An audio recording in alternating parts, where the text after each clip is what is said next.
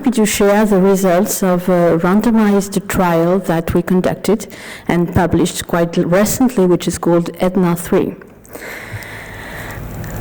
First of all, when you talk about Alzheimer's disease, you have to insist on the fact that with the modest benefits of drugs in Alzheimer's disease, psychosocial interventions are broadly, widely used to improve health outcomes of patients with Alzheimer's disease. They are really very popular. There is a large panel of therapies that are used in dementia, very, very large panel, including music therapy, art therapy, multisensorial with Snowzellen, for instance, techniques, light therapy, toy therapy, including, yes, some exotic therapies, showed psychotherapy, and so on. The list is really very, very long, and it's a bit surprising to see such a long list, actually. So all these therapies are efficient in Alzheimer's. That's a question that, of course, we can ask. Obviously not, but they are used anyway. And this is the point. Sorry, what happened? Of course, that's going to happen again. Sorry. I was saying that was the point, so it's probably the reason why we had these. Although these non-drug interventions are very, very widely used, there are very scarce randomized control trials formally assessing the benefits of such interventions. And at least in France, maybe in Europe, I don't know what is, if it's also the case in Canada or in the United States, but in France there are obviously two therapies which are very, very popular, which are cognitive training and what we call reminiscence therapy. Cognitive training, you all know what I'm talking about, consists in training patients and stimulating cognitive functions, memory, language, different types of memory, and so on. And reminiscence therapy, I will talk about it later on, but the rationale is that patients with Alzheimer's disease have a kind of preserved memory, which is what we call autobiographic memory. If you are familiar with these patients, you know that they are able to tell you a story when they were a child, playing at school with friends, sisters, family, and so on, and at the same time they are not able to tell you what they were doing yesterday. So this memory, this remote memory, is relatively preserved in Alzheimer's disease, and this kind of therapy will have the aim, will have target this kind of memory by stimulating autobiographic memory. So these are the most popular, obviously, in Alzheimer's disease. Do we have evidence to that these therapies contribute to slow cognitive decline in Alzheimer's disease? We have intuitions, of course. We can imagine that training cognition will contribute to slow cognitive decline in patients. That's what we hear very, very often. But do we have objective evidence that show this? Well, not really. I don't have time to make a systematic review of literature because it's a huge literature actually, but this is a review which has been published a few years ago, 3 years ago, and the conclusions of the review was the following. We don't have, the evidence regarding cognitive training are really limited, and actually we don't have sufficient research to demonstrate that such therapy contribute to slow cognitive decline. That was the main conclusion of this literature review. What about reminiscence therapy? Do we have evidence? Well, what tells us literature? There are two Cochrane reviews yielding inconsistent results, actually, so it's difficult to draw clear conclusions. And there is a very interesting trial because it's one of the very few randomized controlled trial conducted on a large panel of participants, nearly 500 participants, patients with Alzheimer's disease in the mild to moderate stage. The intervention consisted in applying reminiscence sessions during 10 months, and the authors had 3 efficacy measures: quality of life, medical social costs of disease, and caregivers' anxiety. And what were the results? Well, first result, no difference in quality of life between patients receiving the therapy and patients not receiving any psychosocial intervention.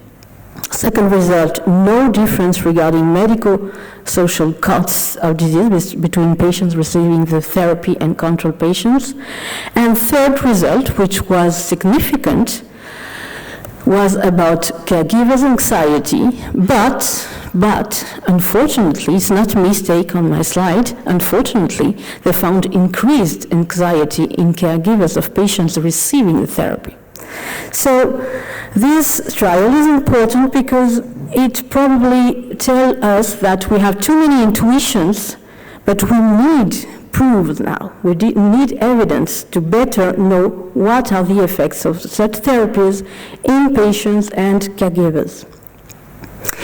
So that can be the conclusion of the literature review. Most of the data reported are gathered from studies with very poor methodology, or very often small sample sizes, 20 patients, 30 patients, but what does that mean?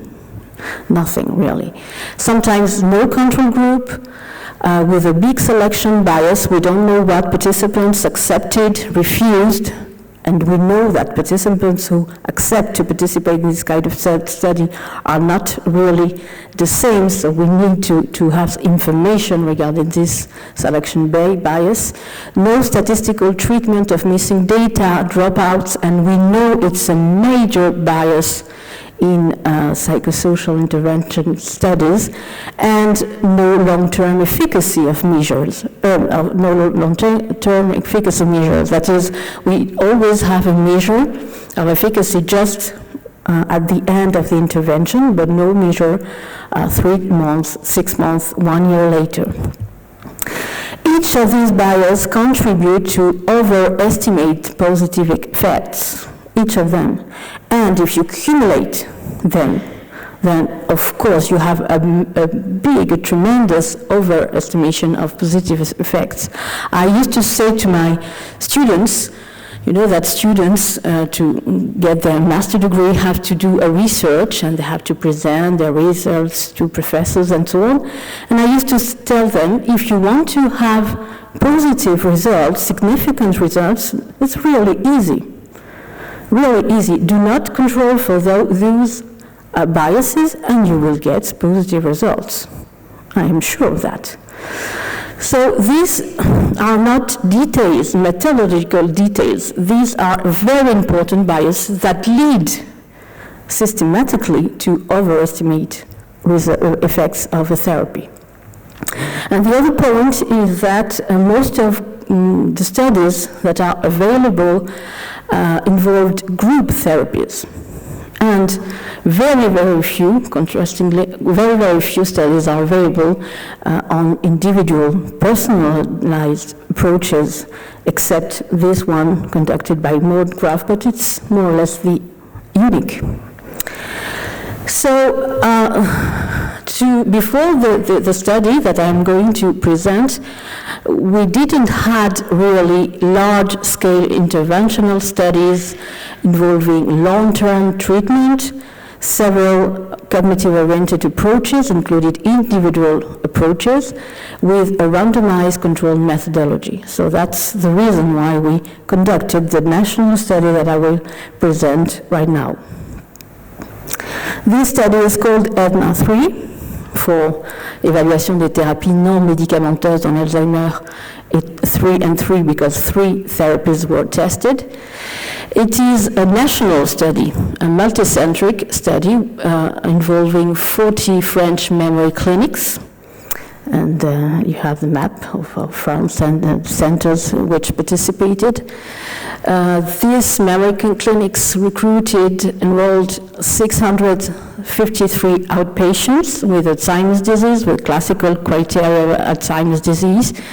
There was a double randomization of the center, the site, clinical site, and of the patient. So the patient was randomized either in the usual care group, that is a group with no psychosocial intervention, in the group receiving cognitive training, the group receiving reminiscence therapy, or a group receiving individualized cognitive rehabilitation therapy. I will detail the program later on.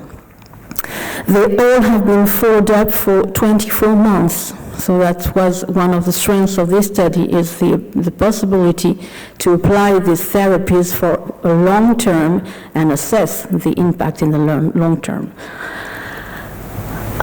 So 3 therapies were tested, as I was saying. First, cognitive training. What was cognitive training in our study? Well, this was a classical program of cognitive training consisting in a structured program of a set of tasks designed to involve various cognitive functions, memory, attention, language, executive functions, and so on. And all the tasks were tried to tap an activity of daily living to make it a bit ecologic. So, for instance, one session relied on managing domestic finances, and all the exercises, all the tasks were related to managing domestic finances. And we had 2 levels of difficulty according to patients' level of deterioration. The groups involved 5 to 8 patients, so it was small groups, and it was supervised by a trained psychologist who were trained specifically for this program. And the group sessions were held once a week during the first 3 months, and then every 6 weeks afterwards, so to cover the entire period of 24 months.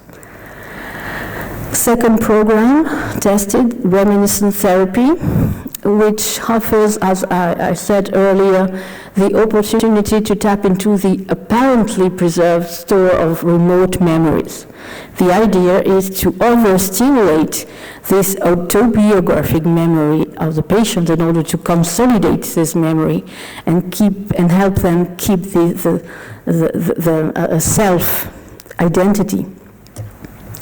Each session focused on a different thing. For instance, one session was about school days or birthdays, so every patient had to share some memories about birthdays or about wedding or about working life and so on. So we had specific themes for each sessions. Caregivers were encouraged to contribute with materials, so they brought from home some pictures, records, and so on, and the sessions were prepared with the caregiver in order that the day of the session, patients could come with some available memories to share with the other participants. The groups also involved 5 to 8 patients, supervised by a trained psychologist also, of course, and the frequency of sessions was the same as that of cognitive training sessions. The third therapy tested was what we call individualized cognitive rehabilitation. That is a made-to-measure program. The psychologist had no idea about the program he was going to work to apply with the patient when he started therapy. That was the instructions that we gave to psychologists. Do not start with a specific idea of what you are going to do to work with the patient. take your time, and they had at least 2 sessions to define the goals of the program, of the rehabilitation program. And the program could aim at improving a particular meaningful activity of daily living or leisure activity, anything that had some sense for the patient. So that's why we call it a made-to-measure program. At each session, the psychologist had to assess the relevance of pursuing the goal selected, and if he found that another goal was more significant, more relevant, then it could change at any time. So the psychologist had to be the most flexible as possible to personalize the program. And the frequency of the sessions, of course, was the same as that for cognitive training or reminiscence therapy. The primary outcome was the rate of patients alive and without moderately severe to severe dementia, as assessed by MMSE and the GDS scale, which are 2 scales very, very often used in dementia. So that was the primary outcome. And we also had several secondary outcomes, assessing cognition, functional abilities with 2 scales, behavioral disturbance with NPIS scale, so scales that you probably know if you are familiar with this, with geriatrics, quality of life scale, apathy, depression, caregivers burden, resource utilization, and delay of entering nursing homes. Very briefly, the statistical analysis was the following. So we used regression models and survey models according to the outcomes. It was an intention to treat analysis, that is, all the patients randomized and included were considered as being part of the study until the end of the study, even though they drop out. And we applied also a statistical treatment of missing data. So we tried to control 2 major biases that I was talking about earlier. Here are the baseline characteristics of the participants, very, very rapidly. The participants were 79. We had 40% of men. Mean MMSE was 21.5, and about 90% were having anti-dementia drugs. First results, which are quite important actually, because that was one of my main fears when we started the study, is the rate of follow-up. It's elderly people with quite serious, severe disease, which is Alzheimer's disease, and the study was long, 2 years. So my fear was that we, at the end of the study, if we had 20% of patients still included in the study, it would have been very, very difficult to conclude anything. But actually it was not the case, and after 3 months we still had 90% of participants still involved in the study, and after 2 years we had 72% of participants still involved in the study. So that was the first result, very, very encouraging. Here are now the results for the primary outcome and the secondary outcome. So first, let's see the primary outcome. So I remind you that the primary efficacy measure was the rate of patients alive and who did not reach the severe stage of dementia. Here is, in this first column, the usual care group, so the group with no particular psychosocial intervention. Here is the column of patients having received cognitive training, patients having received reminiscence therapy, and patients with individual personalized program. So first line, displaying the primary outcome. Actually, we had 88% of people in the usual care and the control group that after 2 years of follow-up were alive and did not reach the severe stage of dementia. 47% is the cognitive group, 45% in the reminiscence therapy group, and a bit more, 54% in the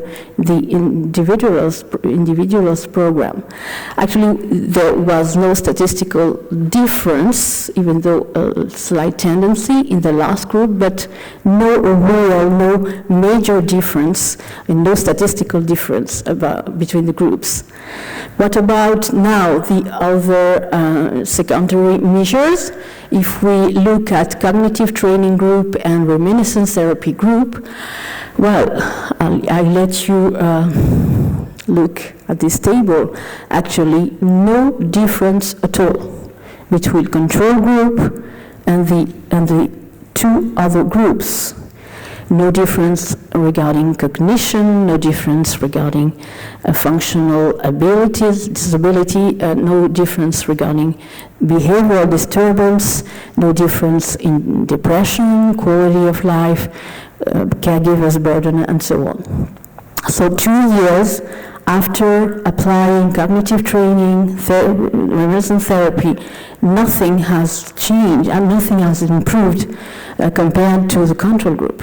That was an important result, of course. And let's see the last group, which is the individual's program. Then it's very, very interesting because we have some significant results. And actually, we have significant results regarding disability.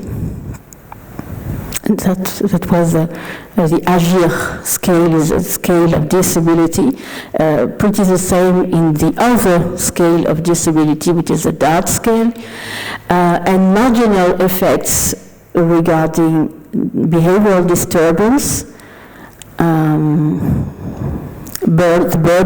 the level of burden of caregivers, and the score in the root light scale, which is a scale of utilization of social medical resources. So the most important,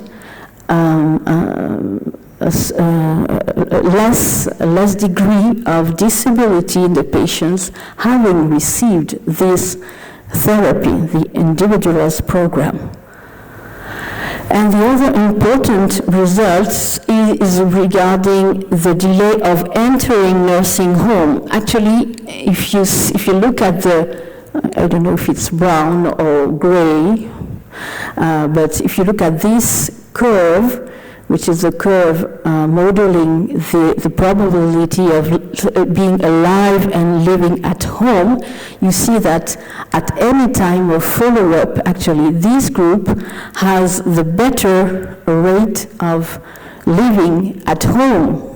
And at the end of the study, there is a significant delay of 6 months. That is, the group having received the individualist program, the individualist cognitive rehabilitation program, entered nursing homes 6 months later compared to the control group and the other groups. So, to conclude, this trial is the first large-scale interventional study involving long-term treatment, a large sample, several cognitive-oriented approaches, and a randomized clinical trial methodology. So that's why these 44 memory clinics participated to the study, which was quite difficult to conduct. The 3 non-drug therapies tested had no impact on the primary efficacy measure, which was the probability of being alive without reaching the severe stage of disease. And the second result is that for the 2 group therapies, that is cognitive training and reminiscence therapy, none of the secondary efficacy outcomes differed significantly from the control group. So I don't know if you are surprised or not, but it was a major result. The other result, the positive result, and I will of course end with this one, is that the message is not that we cannot do anything against this terrible disease. The greater clinical effects we observed was with the therapy consisting in applying a made-to-measure program in an individual modality. And actually we found, as I showed you in the table, that after 2 years of follow-up, these patients had a better functional abilities, less disability than patients with the other therapies or no therapies. And second important result, we achieved to delay the institutionalization of 6 months, which is not completely nothing. And we also had marginal effects on behavioral disturbance, caregivers burden, and social medical costs. So that's a proposal, but that was the conclusion of the paper. Individuals' cognitive rehabilitation therapy should be seen as an adjunctive treatment of Alzheimer's disease and should be preferred to group therapies, unless we have other results showing the opposite. And that's all. That's just to present my group in Bordeaux. It's quite a large group because we are conducted very large studies, not only interventional studies, but also epidemiologic studies. And these kind of studies need a lot of people and work, so here they are. Thank you very much.